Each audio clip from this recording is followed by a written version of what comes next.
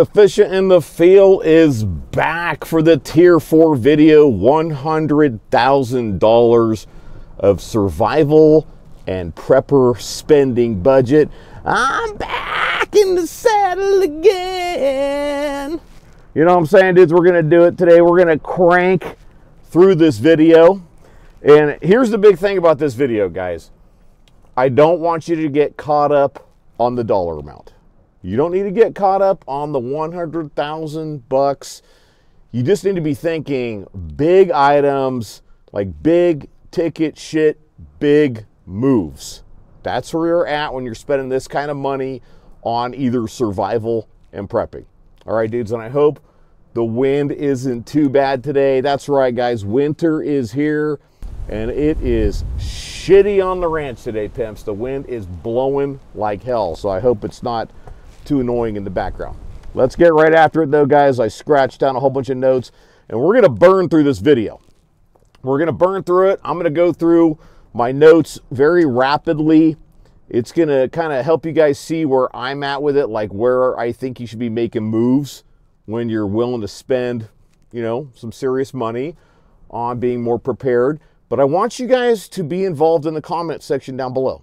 It's not just about the algorithm for the channel, guys, because really the training is in the exercise, okay? If you listen to everything I have to say and then you think outside the box and you come up with some options that I didn't list, because there's a lot of stuff that I'm not gonna cover in this. Like, think about it, dudes. Someone wrote you a check for 100 grand, $150,000, and you're like, I'm gonna spend all of it on survival and prepping shit. What am I gonna buy for myself?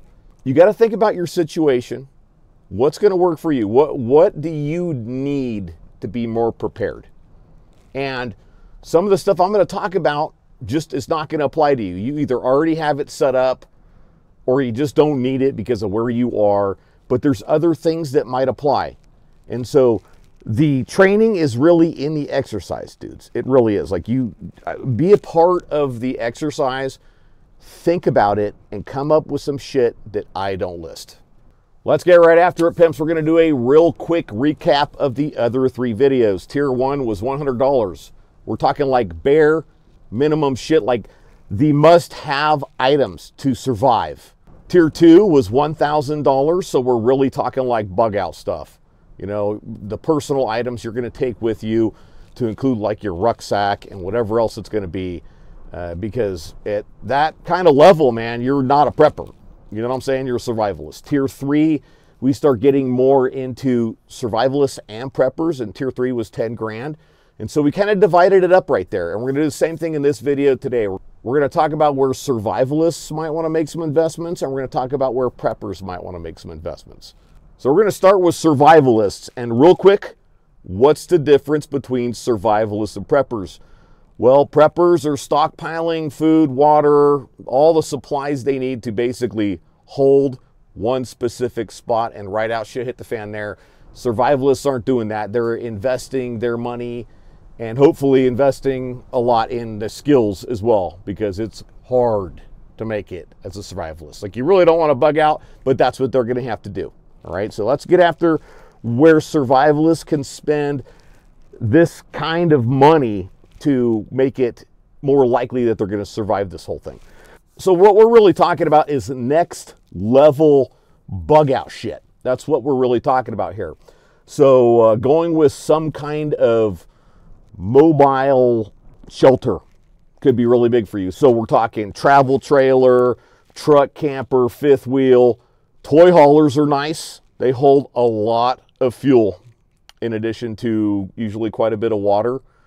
And, you know, it's a pretty cool new thing these days. I mean, I guess they're not all that new, but they really got super popular like 6-7 years ago. And they come in both like travel trailer setups and fifth wheel setups. Also is van life. That's an option. They got those Sprinter vans that are kind of set up by like Winnebago and that kind of thing. And that kind of shit's expensive, pimps. All the stuff we're talking about in here is expensive. I mean, you're probably not likely to blow your entire budget on like a toy hauler, although you could do it if you really wanted to. You also need to think about the tow vehicle. Do you need to upgrade your tow vehicle to make this happen? Do you need to do some modifications to your tow vehicle? Do you need to have somebody look it over for you? Do you want to get the engine rebuilt and get it cammed and increase the performance of your tow vehicle? All things to think about. And I know there's a lot of people out there that are going to be like, oh, I don't want to rock a travel trailer or fifth wheel or something like that because it's going to attract the wrong kind of attention. It certainly could, right? This is very situational. If you have to drive through a big ass city and the shit's hit the fan, the last thing you want to be doing is towing something that's going to make you a target. On the flip side, if you already live in the country or on the edge of the country or at the edge of a city, it makes this option a little bit more reasonable. And keep in mind, what you're really shooting for if you have to bug out is a glamping setup. That's really what you want. I've said it in other videos, it's not going to turn out that way. And it's really not. But you want to shoot high, guys, okay? Like, this is you dead in the first day of shit hit the fan. That's not what you want, obviously. But you want to shoot high. You want to get through shit hit the fan living the dream, man. Living like a king. Never have to fire your firearm in self-defense. That's where you want to be. Don't shoot for in here. You know what I'm saying? Because you're going to shoot for this, and where you're actually going to end up is in here. If you shoot for this right here, you're going to end up down here. So always shoot high, guys, and shoot high in every way. Shoot high in your career. Like, if this is the lowest job with your current employer, and this is the top job, why are you shooting for this? Why? Don't do that, man. Shoot for this and work your way up to it. Because whatever you aim for, a lot of times, you're going to fall a little shorter than that. And if you don't, then guess what? You're the freaking CEO, man. You're the boss. This is the tier where you want to be buying certain upgrades for your bug out setup. Let's say you are rocking a travel trailer or fifth wheel, whatever it's going to be. Lithium batteries. They're not cheap, dudes, but they are extremely light compared to lead acid batteries. And they're going to last for a really, really long time. I'm telling you that having used AGMs and lead acid batteries and lithium batteries, lead acid batteries, it's not really hard to fuck them up. Like, you can have some really, really bad weather that comes in and sticks around for months where you're not able to put a charge on your batteries. Let's say your generator's out of gas and you don't want to run it because of the noise anyways, and your solar's not doing the job, man. Like, you can kill those batteries. They will be dead. Like, they're not going to last the 6 to 8 years that the manufacturer told you they're going to last for. They're only good for so many down cycles. Like, you can only drain them to dead so much, and they'll get to a point where they just will not take a charge. Lithium batteries, however, can be abused. You can really beat the shit out of them. They can do like over 3,000 down charges or something like that. That means you can basically kill these batteries every single day for like 9 years, and they're still going to take a charge. An extensive solar setup on the rooftop. Like a really nice MPPT charge controller. I like Victron Energy. That's where I would go. And just cover every inch of the rooftop with solar panels. It really could make shit hit the fan a lot easier. Right now you have all the power in the world to charge your CB radios. The kids can watch a movie on a tablet at night. You can charge up all your flashlights. You got some extra LEDs you can run. You don't have to be so stingy about the lights inside the trailer at night.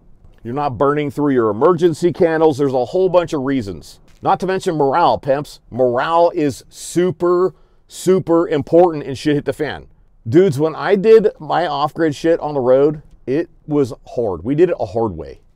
It was not like super, super comfortable, and we moved towards that. So we got more and more comfortable along the way. And if everybody in your family wants to stick a gun in their mouth because it just sucks, because you thought it was a good idea to bug out with a poncho and a poncho liner as opposed to a 4-season tent with a wood stove in it, like, you're not going to make it through, man. You're going to lose people just to morale. It'll happen. You'll have people falling asleep on guard duty in the middle of the day because they can't get a good night's sleep. You'll have dissension amongst the ranks. It'll be bad.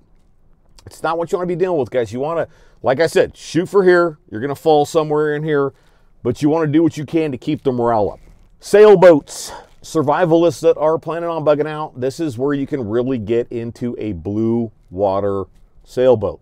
You live somewhere near the coast, and you're willing to fork out the money and pay for a slip fee to keep a boat in a slip ready to go, like year round. Now, big ass boats are very expensive, so in this kind of tier, which you're probably looking at is a $300 to $500 a month slip fee, and you're really looking at a sailboat that's anywhere from about 30 to 40 feet long. And depending on the beam of that boat, how wide they are, you're looking at boats that are suitable for 1 to 2 couples full-time, to give you an idea. Or 1 couple and up to 4 children if 2, 3 of those kids are pretty small. There's a ton of options if you're willing to do a lot of the work yourself and you're a pretty handy guy. I have owned 3 different blue water sailboats. One of them, for a very short period of time, I basically flipped it, but the other 2, I worked on a ton and lived on them, and I bought both of them for $3,000. One of them, I probably dumped an additional $3 grand into it to get it to a point where it was, you know, good to go. And the other one, I dumped quite a bit more than that into it to get it good to go. We're talking another $12,000 to $15,000 minimum. It was probably more than that. There's a joke about boats that it's a hole in a hole when it comes to your money. You can just throw as much money at a boat as you want, so keep that in mind. But if you're a decently intelligent guy, you can learn how to sail. It's not hard to do. And if the shit hit the fan in this country, you just leave. You go someplace else. So that's definitely an option for a lot of people out there. Small single engine aircrafts. I bet you guys didn't think I was going to come up with that one, but this is definitely an option.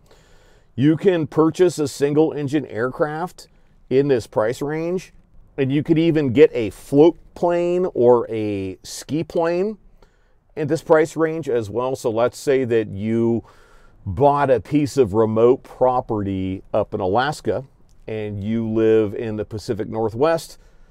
All you got to do is make sure that you have a float plane that can get you out there onto that river. Oh, there's a whole bunch of little quail coming up alongside the orchard right now. They're so cute. Anyway, shit hits the fan, boom, you just bail on your damn float plane. Go live on moose and salmon for the rest of your life. You know what I'm saying?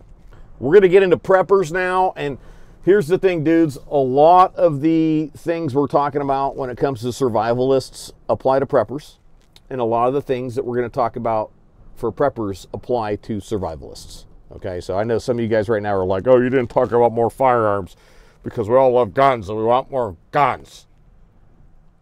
Well, I'm going to talk about them for preppers, okay? And so you can just take that and you can apply it to yourself if you feel that you need more firepower as a survivalist. What are the big things when it comes to prepping, guys? It's really location, water, food, security. That's what you really need to be thinking about, right? If you live in the wrong place, well, you're screwed to begin with. You might have food, you might have water, and you might have security, but you're living in the middle of freaking LA. People are going to come take your shit eventually. Unless you got some giant ass like underground bunker, and you probably don't need to be watching my tier 400K video if you're in that position already. But unless you have some giant ass setup like that, man, people are going to come take your shit. So you got to be in the right location. So this is a place where you can start to take a look at moving, purchasing property. Now, are you going to be able to buy some sick ass 200-acre ranch outside of Big Sur in California where there's like pretty low population and the weather's great all year round? No, you're not going to be able to get that done for this kind of money. But you can certainly purchase 40 acres of property in places where there's low population densities. We're talking extremely low population densities. And you can start building on it and you can start doing your thing. Now, is that what you want to do at this exact point in time? It's probably not what you want to do. Like, what you really want to do right now, given the current state of things in America and the fact that we are staring another civil war or revolution in the face. Everyone's always like, it's not a civil war, E and the F, it's going to be a revolution. We're not going to know until it's done, guys. We're not going to know until it's over. How it plays out is going to tell us what it was, whether it was a civil war, whether it was a revolution, all right?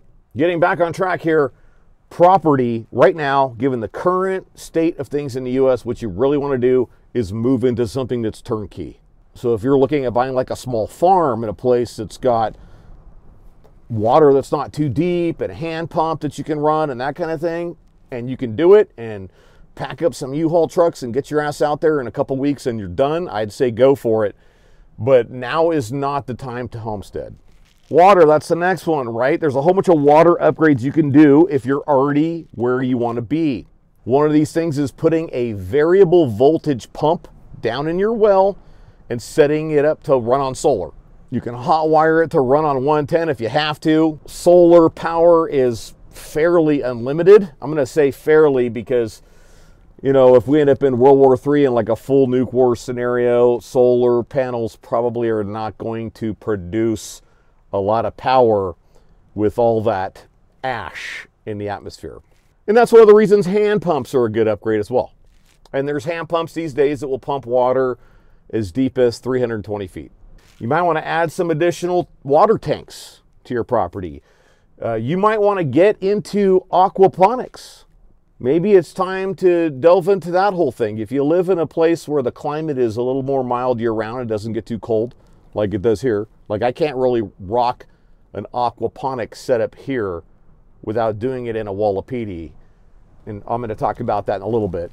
But if you live in a more mild climate, you could totally rock it. And what it basically is a setup where you've got either tilapia or catfish that are crapping in the water and plants that are using that crap to grow. And at the same time, those plants are enriching that water with oxygen so the fish can survive. It's kind of like this thing that gets it all done for you. You get fish out of it, you get produce out of it, something to think about. You could also build a pond on your property and you could fill it with aquatic plants and put tilapia or catfish or something else in it. Dudes, here's the thing about ponds if you're gonna do one.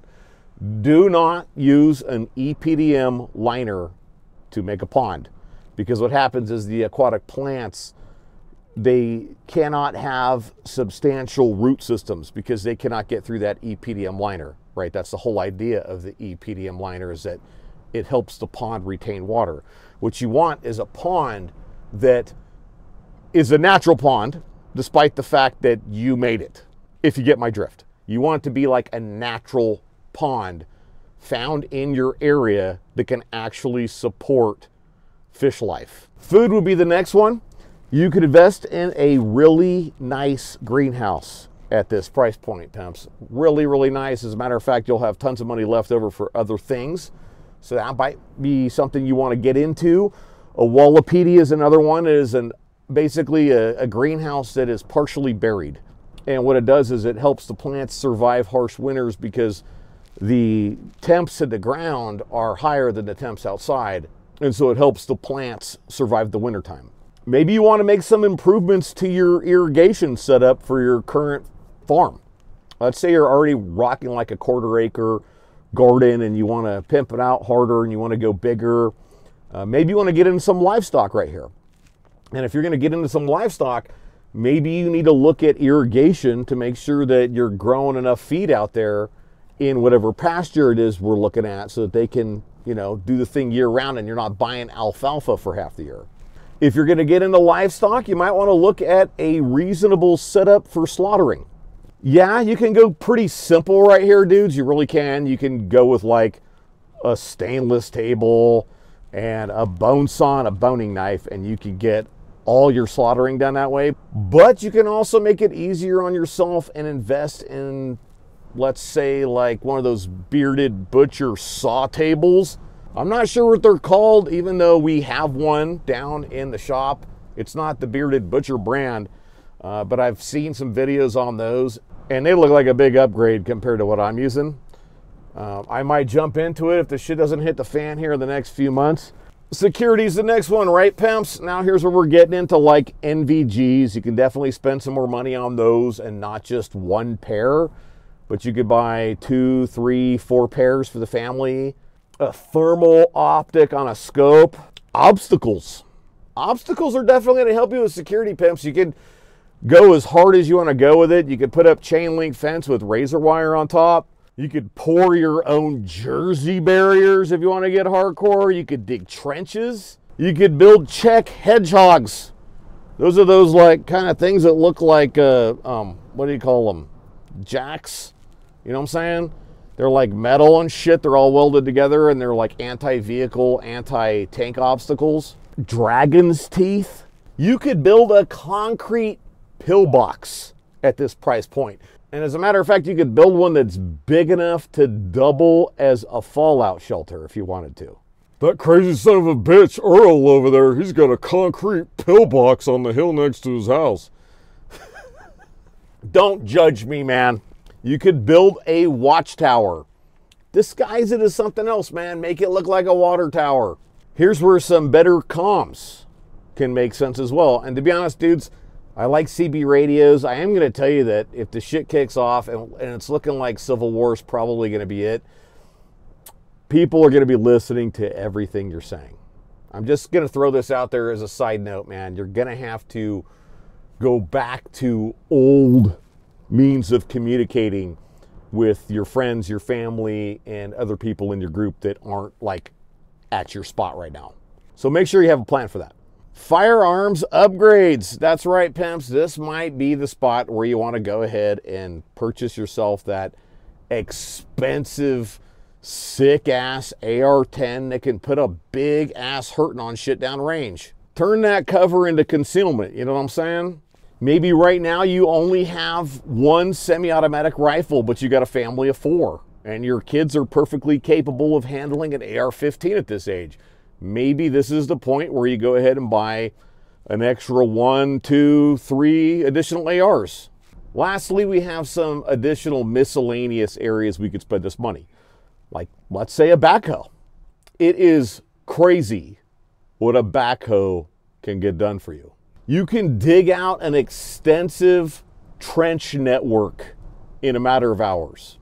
And what this does is it allows you to not be that weirdo that already has trenches dug out on your property. But if the SHTF goes down, man, you get a security element up and running and watching your back, and you get out there and you dig out your trenches. You could use a backhoe to put in some pretty serious obstacles in a short period of time. You could clear a blockade on a road easily.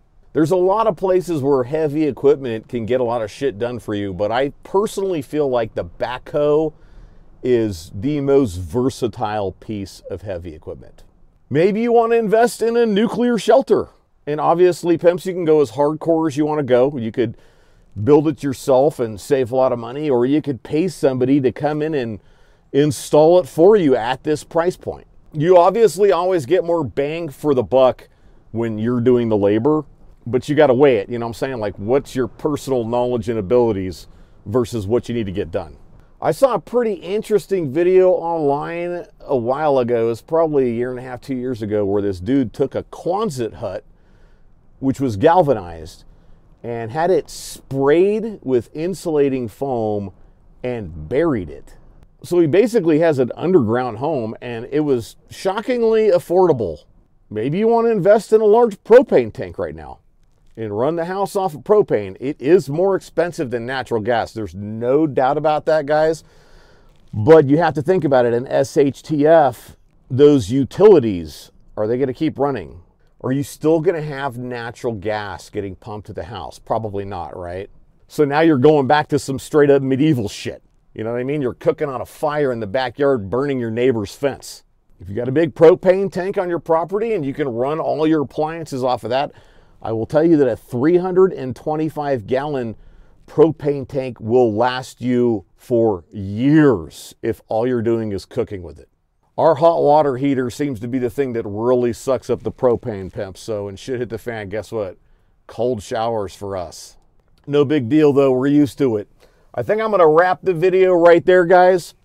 Remember, it's a conversation and the training is in the exercise. So comments down below. What can you think of that I didn't list? Where can you think of making moves when it comes to this kind of money in a way where it would benefit your situation? Something that I didn't list. And you know what? Whatever I listed as well, guys, if it sounds like a good upgrade for you, list it in the comments.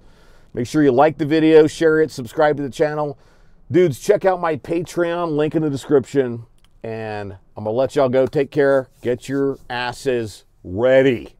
I'll see you in the next video.